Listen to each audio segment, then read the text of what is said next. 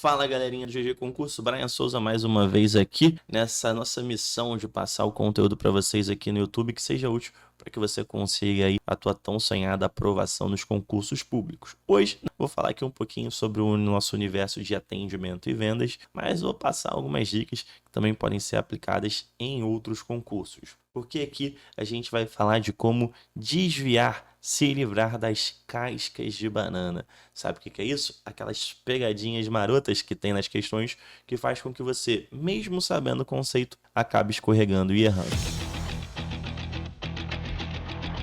Esse é um ponto que eu falo sempre, né, com todos os alunos, em todos os cursos, em todas as matérias que eu falo, eu gosto de reforçar isso. É muito importante que a gente domine os conceitos, mas que a gente também tenha uma boa interpretação. Porque o que acontece? A nossa banca, né, quem vai examinar ali, seja qual banca for, ela tem um objetivo que é de selecionar as pessoas. Nós temos concursos que batem mais de 1 milhão de candidatos para 3, 4 mil vagas. Então perceba, é um número muito grande de postulantes para a quantidade de vagas. Ah, Brian, então, mas eu estudei tudo, eu tenho todo o conhecimento do edital. O conhecimento ele é fundamental. Só que quando a gente pega todo mundo que tem um bom domínio da matéria, que chega para a prova com um bom domínio da matéria, você ainda tem ali uma quantidade de gente bem grande. O que modifica, o que realmente qualifica essas pessoas que conseguem ter a vaga é como que ela faz a prova. Então entra muito em alguns pontos que eu sempre falo, de tempo médio de resolução de questão. Você tem que conseguir responder as questões de forma rápida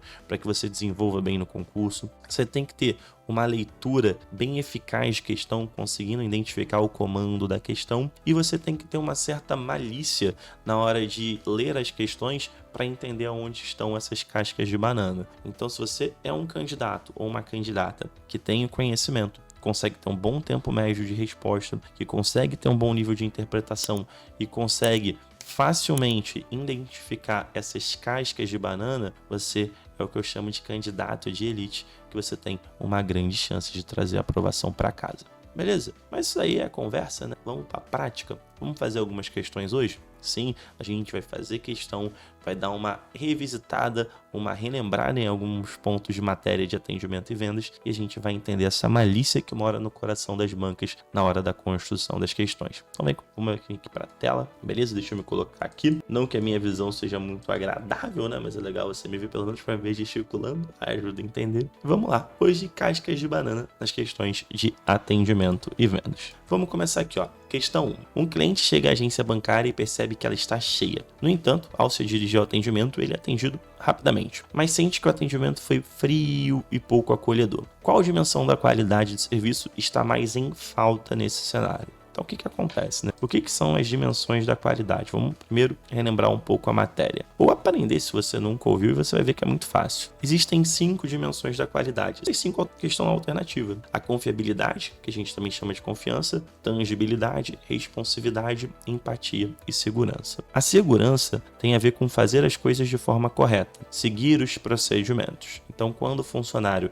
ele segue os procedimentos, faz tudo de forma correta, a gente vai ter uma boa segurança. Se ele falha nesse ponto, a gente vai estar falhando na dimensão da segurança. Também tem a empatia. A empatia é a capacidade de se colocar no lugar do outro, de ouvir atentamente, de entender a necessidade. Responsividade é atender de forma rápida e precisa. Então, responsividade tem muito isso, muita relação com essa questão de um atendimento tempestivo, né? De ser rápido o atendimento. Tangibilidade vai envolver as coisas tangíveis, as coisas que são palpáveis. Aqui, principalmente, a gente está falando de equipamento, das instalações. No nosso universo bancário, da porta giratória, da cadeira, do caixa eletrônico. E quando a gente tem essas 4 dimensões bem solidificadas, tudo direitinho, a tendência é que a gente tenha um resultado positivo. E aí a gente vem da confiabilidade. A confiabilidade seria a soma das outras 4, que seria o resultado positivo que torna aquele serviço confiável. Beleza? Você já deve ter percebido que a gente não falou de procedimento, então não seria segurança.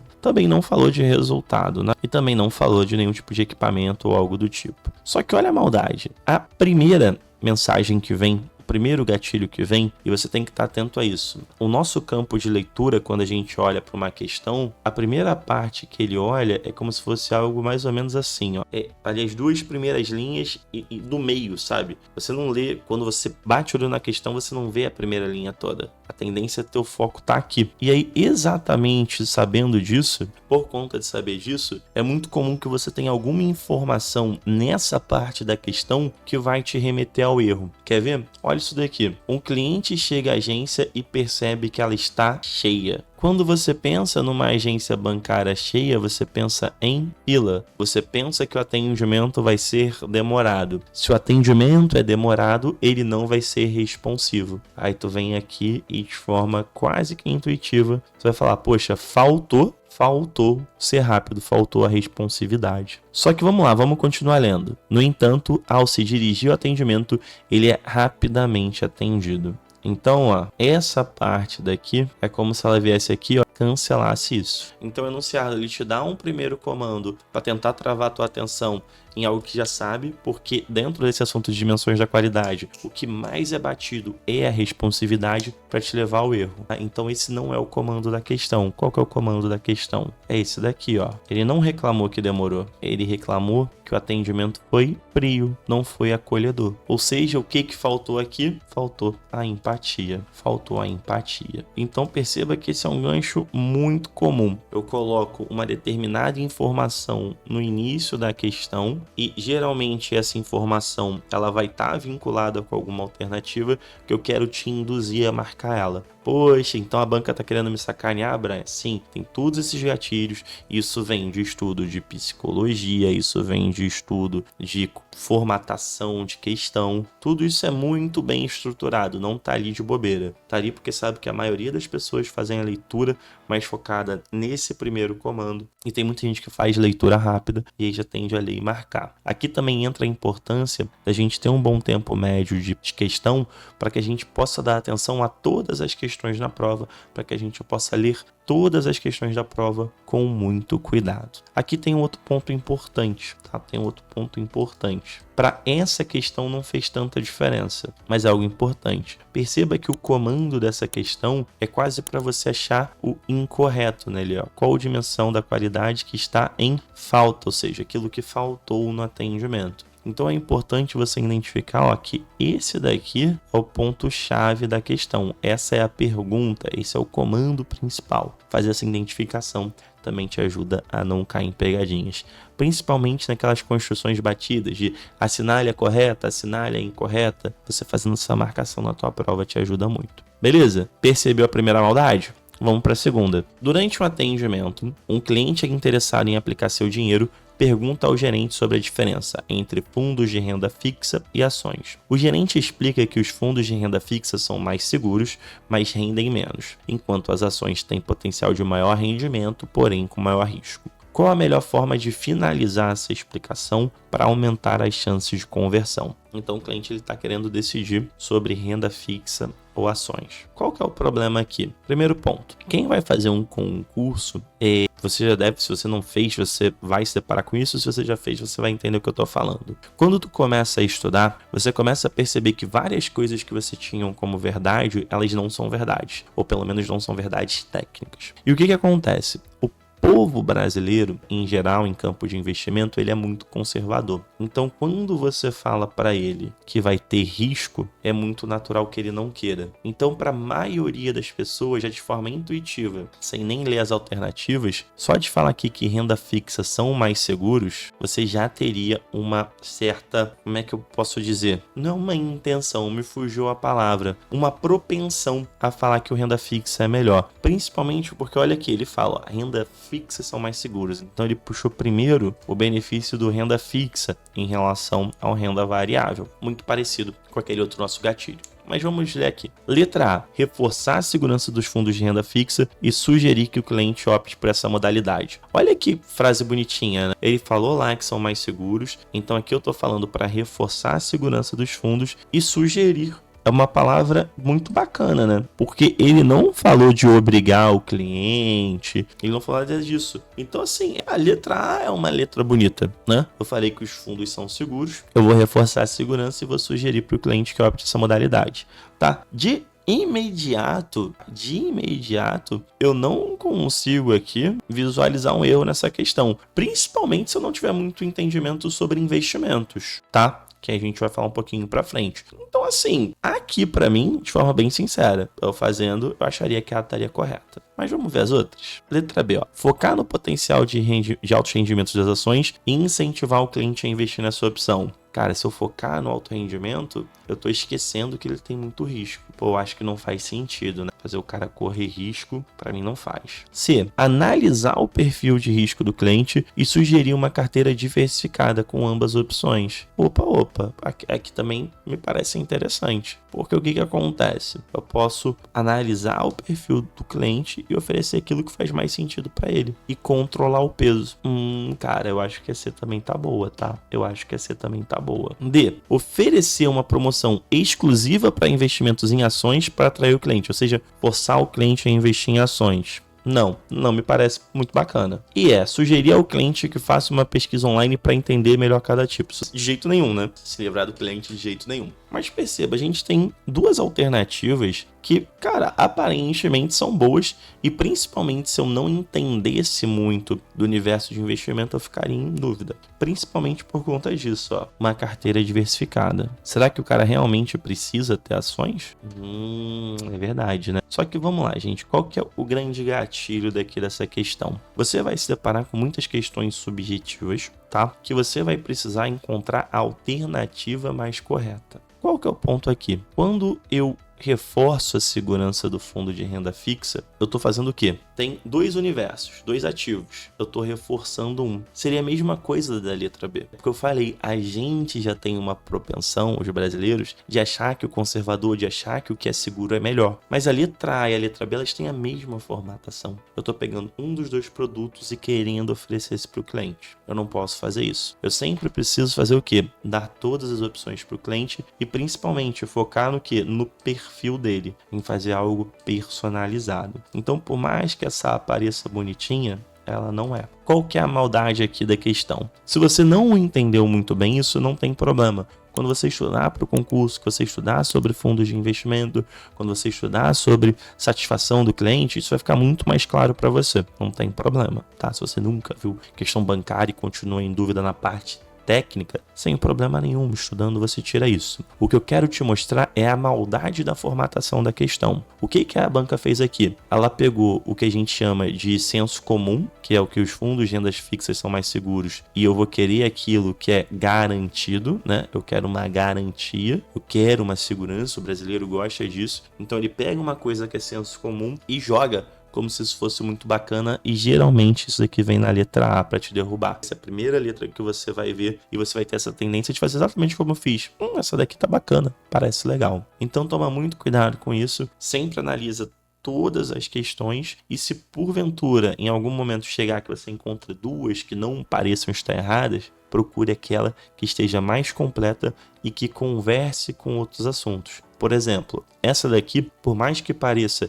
que seja uma questão de investimento, ela não é uma questão de investimento. Ela é uma questão de entender as expectativas e principalmente as necessidades do cliente. Beleza? Estão percebendo as maldades? Vamos para essa daqui. Essa 3 também é bem legal. Uma empresa bancária realiza uma campanha publicitária intensa em um bairro nobre, destacando seus serviços premium. Esse tipo de segmentação de mercado é um exemplo de qual estratégia? Eu já te falo, se você nunca estudou segmentação, essa segmentação por benefício, pelo menos de modo geral, ela não existe, tá? Quando a gente fala da segmentação técnica, eu falo da segmentação demográfica, geográfica, psicográfica e comportamental. A demográfica, ela tem a ver com dados demográficos, igual o censo. Então aqui eu quero saber da renda, eu quero saber da escolaridade, eu quero saber do sexo, eu quero saber da religião. Eu quero saber de dados, D de demográfico, D de dados. A geográfica tem relação com localidade mesmo, bairro, cidade, região, enfim, um estado ou uma região do estado. Eu até brinco, tem o G de geográfico, tem o G de Google Maps. Tu joga o lugar ali, acha no Google Maps, ela é geográfica. A comportamental tem muito a ver com hábito, frequência. E a psicográfica, ela tem relação com estilo de vida, com identidade, com valores. Esses são os modelos de segmentação. O que a questão fala aqui? Ela fala de um bairro nobre.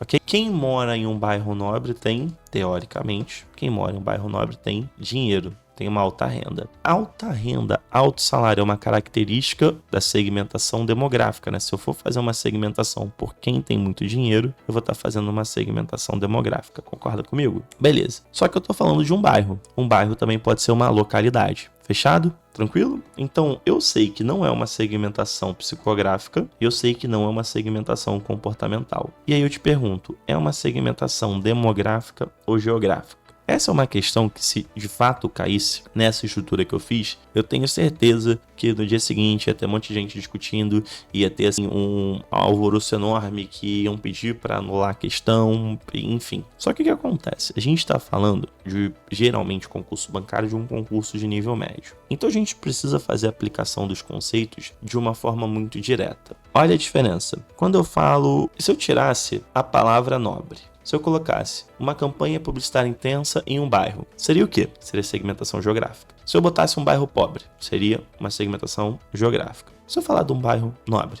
perceba que para você ir para segmentação demográfica, você teve que fazer o seguinte: em um bairro nobre, as pessoas têm muito dinheiro e por isso vai ser uma segmentação demográfica. Perceba que você teve dois pensamentos, você teve que passar por dois degraus. Enquanto eu falo segmentação, por bairro eu tô falando na hora que é geográfica. Percebeu como o teu pensamento ele atinge a primeira segmentação geográfica? Por isso que ela é certa, tá? Então toma muito cuidado com isso. Muito cuidado com isso. Sabe por quê? Se a gente fosse debater, eu falo, beleza, em um bairro nobre. Mas, dependendo do bairro, ele é tão nobre que, se eu fosse pensar na renda das pessoas, as pessoas nem moram lá. As pessoas têm muito dinheiro.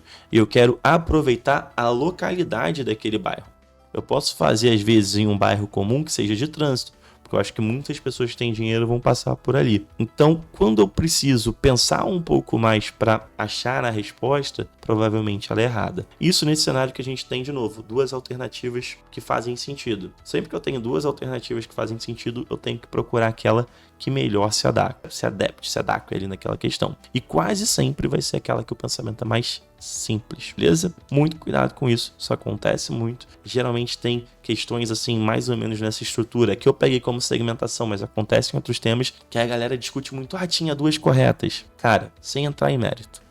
Eu acho que isso tá errado. Beleza, você pode achar, mas só você ver a quantidade de questões que são anuladas. Quase nenhuma. A gente precisa saber jogar o jogo da banca. Fechado? Então, nessas questões, nesses desafios que aparecem que tem duas alternativas corretas, a gente sempre vai procurar a alternativa que melhor enfim, que se encaixe ali, né? A palavra seria melhor isso, não é adequação, mas é como se fosse realmente assim um quebra-cabeça. Tem duas peças que são muito parecidas, eu tenho que procurar aquela que se encaixa ali naquele contexto perfeitamente. Beleza? Vamos lá. Questão 4. Um cliente idoso visita a agência para realizar uma aplicação financeira, mas demonstra dificuldades em entender as opções oferecidas. O que o atendente deve fazer para garantir que o cliente faça uma escolha informada e se sinta valorizado? Letra A. Simplificar no máximo a explicação, focando apenas nos pontos positivos das opções mais seguras. Aqui é muito parecido com o que a gente já falou hoje. A gente pega alguns preconceitos que a gente tem. Quando a gente fala de um cliente idoso, a gente tende a imaginar que uma pessoa idosa vai ter algum tipo de dificuldade de entendimento. E aqui a questão ainda reforça isso. E aí acaba que parece que você simplificar a explicação ela é positiva. E não é. Principalmente se eu só foco nos pontos positivos ou nas opções mais seguras. Perceba que essa letra A ela é muito senso comum, né? Então ela não faz muito sentido pra gente. Quase sempre a questão muito senso comum tem um problema.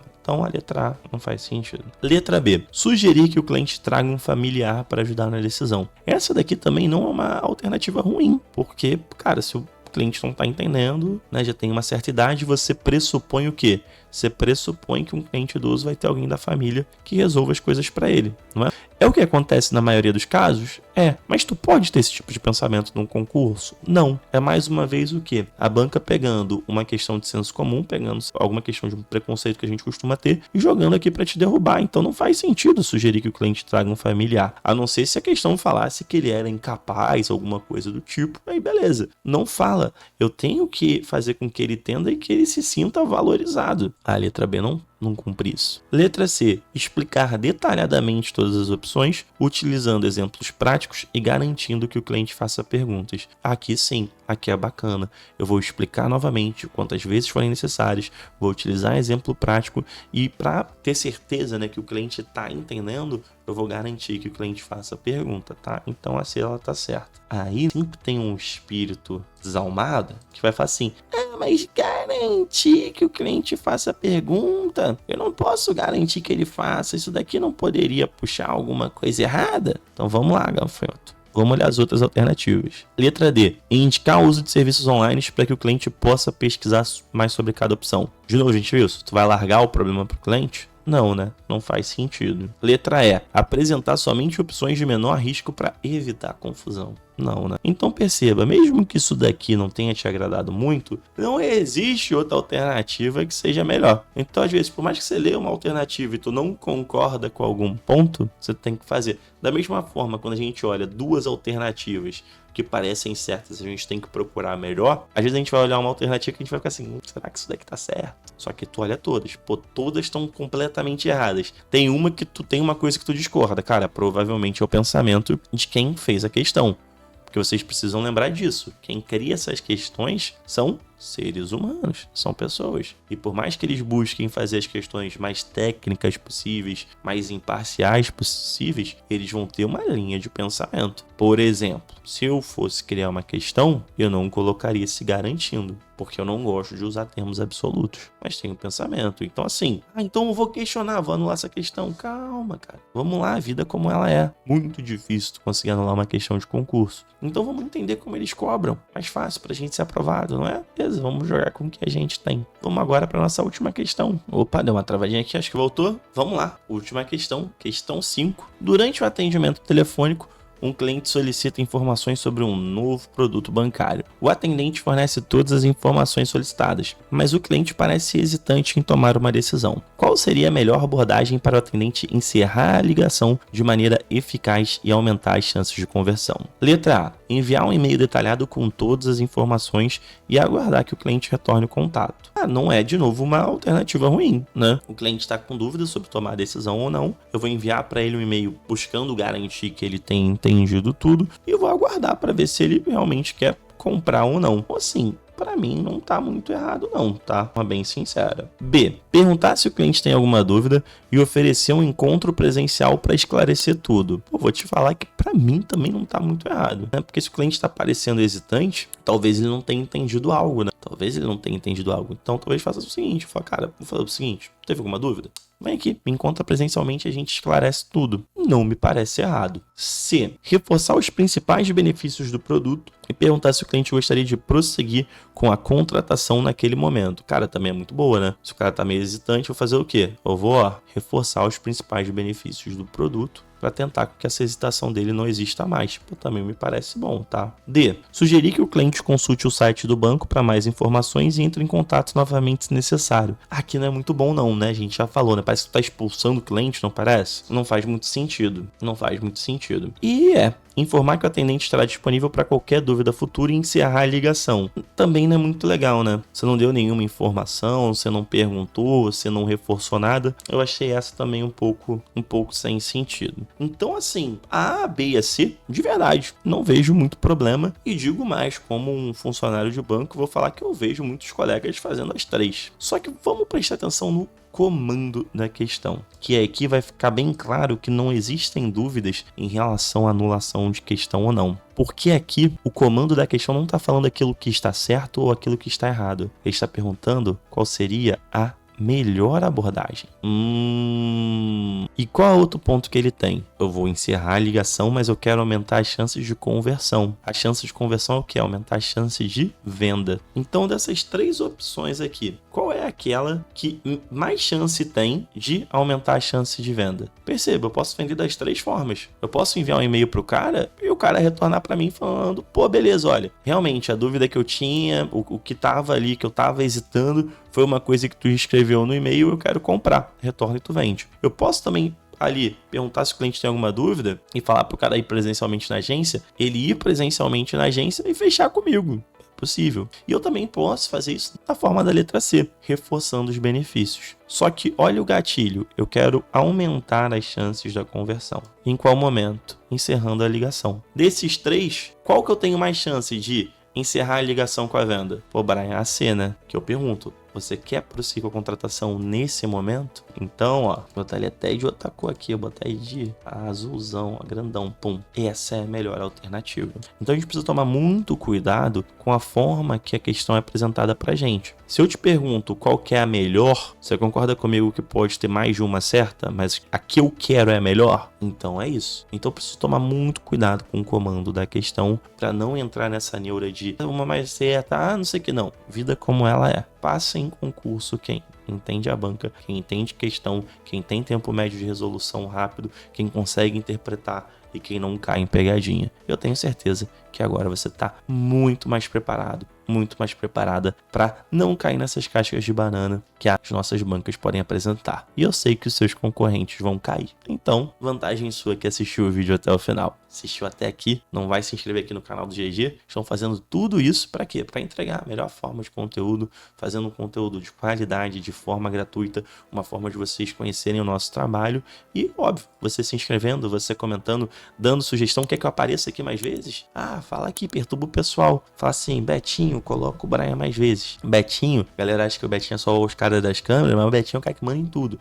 Então assim, ó, coloca, Betinho, quero ver o Brian mais vezes aqui, que eu apareço aqui de novo. Fechado? Combinado? Forte abraço, bons estudos, até a nossa próxima aula.